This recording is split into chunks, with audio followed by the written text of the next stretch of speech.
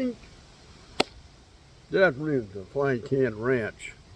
So first I want to apologize for the shooting review on the 177 caliber Game Swarm. I guess I got my camera hit wrong, but I hope you got the point of how good it hits. So with that being said, I got something that's real fresh I want to show you and unique things I want to tell you about it. So what we have here is a Barra 1200G 1200G dual caliber ray barrel gas piston. There you go. And it looks like that. We'll flip it around and we'll go down like this. Pretty much the same story. And we'll come up here and up here and up here. And there it is. So what we got.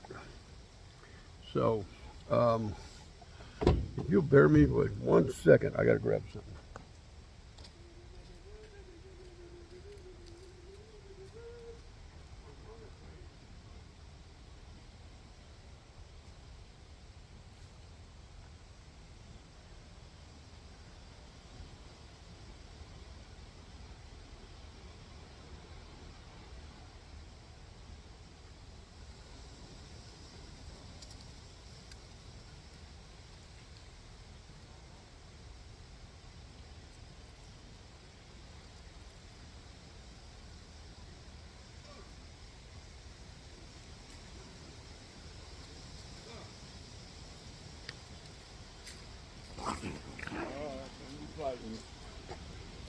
Okay, I'm back. So we'll go over this real quick. This is a 177 and a 22 caliber, and I'll show you what I'm talking about here in just a minute. And the overall length is 47.01. And oh, I forgot to tell you that in 177 they say this does about 1,200 feet per second, and in 22 caliber it does about 1,000 for a second. I'm sure that's with lighter pellets. So the overall length is 47.1. Your barrel length will be 18, and the overall weight is going to be 7.75. And it does come with this 4x32 scope. Again, it's a gas piston. This particular one is the Aspen Veil Camo. And I actually bought this from Walmart. I did an online thing. So there was about a $10 difference between the camo one and the solid black one. So not a bad deal. So we're going to go over it. It's got a good, very stiff rubber pad. Pretty solid stock. I notice there's no stippling right along here, nor is there any here, but you have kind of a palm swell type form to it, so it could be a little slippery on you. Maybe somebody could design a rubber thing he could put around here to kind of help with that. So now I think this has an all metal trigger, but I do know it has an automatic safety, so each time you cock it, you got to get off the safety. Some people like that, some people don't. Now, it did come with this scope, which I thought had a pretty good field of view. I did good with it once I got it dialed in and got it working. Pretty much just your eyepiece adjustment here, and then your elevation windage. But it worked out all right. It's got a little scope stop plate there at the back.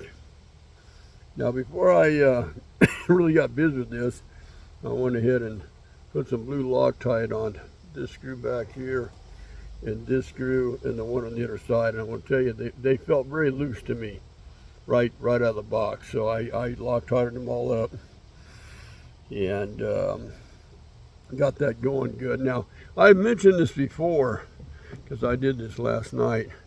You should really work on when you first get an air gun. I've heard a lot of guys complain about this, but this is what was coming out of that barrel. you know, first cleaning. You know, so there's a lot of machine gunk and oils left in there. Here's another example.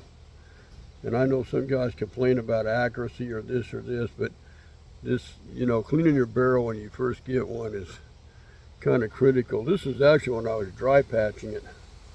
And you can see how dirty it was. So I put some more of the polish in it and worked it over. So I want to share that with y'all because it is important that you Loctite your pieces down because they will become loose. And now I'll show you how this works. On the bottom of this barrel, can I get it down there? Can you see it? Right here is a little screw, and it takes a 4mm. So we're going to just sit this down for a second, and I'm going to be able to do this upward. Put your little wrench in there, and I'm going to tell you while you're shooting this, you need to keep an eye on this screw, because I know when I went to take it out last night, it felt a little loose. So either if you're going to leave one barrel on it for a long period of time, I would suggest you put some blue Loctite around it, and then you can swap it out. And I don't want to drop that right now. Now it does come with a spare one of these barrel nuts, and it comes with another O-ring for the breech. And I'm going to kind of catch it with my finger, lift it out, and I'm going to lay it down right here like so. Now you can just slide this barrel out. Now you'll see on the other barrel, this is the 22 barrel by the way, there's a little indention.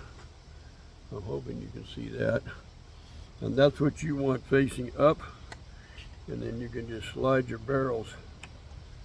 Whoops, I'm having difficulty here. Do my wrist the right way. I haven't put this barrel on before, so there it went.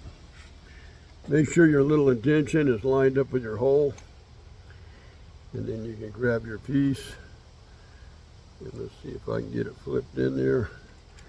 And then you're going to, careful so you don't cross thread it. You're just going to send that back in like so.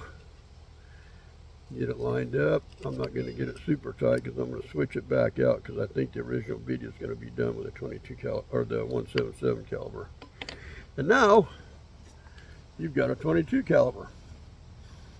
I've got a Beeman like this also. I think they make one in a blue version and they make one in a silver version, like a chrome version or whatever. It's got like a little flat thing on the bottom of the barrel, if I remember right, and then a flat piece where you slide it in. So there's no misjudging about getting your screw in. So there you go. It'll look just like that. Looks the same. But this is really good if you want to go for it's a budget gun. I don't remember exactly what it cost right off the top. I think it was like, oh, I don't know, $150 in the black stock and $170 in the the camo stock. You can look it up on Walmart.com. Just look up Barra 1200G dual caliber, and they'll show you the price difference. You can hit a little arrow and it'll tell you black stock, camo stock. When you back out, you'll see your price difference. But I like that. That's kind of, I thought it was kind of cool looking myself. I have shot this and played with it. I think I got the scope where it needs to be. Feels comfortable. It slides right up, kind of fits to my eye. And I think she's right. The scope's just a little off tilted, but I'm not going to worry about that right now. But we're going to put together two different shooting videos. I'll show it to you in the 22, and first we're going to show it to you in the 177, and then hopefully I can swap the barrels out and I'll show you it in the 22 version. So it's a fairly new gun. Came out, but it's a good kit. So Well, if you're a cat that don't want to spend a lot of money, or like I was for years, sort of economically challenged, you got 2 air guns for the same cost. So might be the way to go. I mean, if you don't want to go crazy and buy a thunder herd like I've done. But I just wanted to share that with you. The Barra 1200G. Boy, it's windy out here. Dual caliber. And we're going to get these barrels swapped back out. We'll get this video uploaded, and then I'll do a little something. Then I'll try to put together shooting. I got to look around and see if I got more cams somewhere. I kind of wasted up two or three of them getting this game-o set up. But we'll work something out. We'll make something happen, and we'll take from there. I appreciate y'all watching. That's how we do it at the Flying Cant Ranch, and we'll catch you later.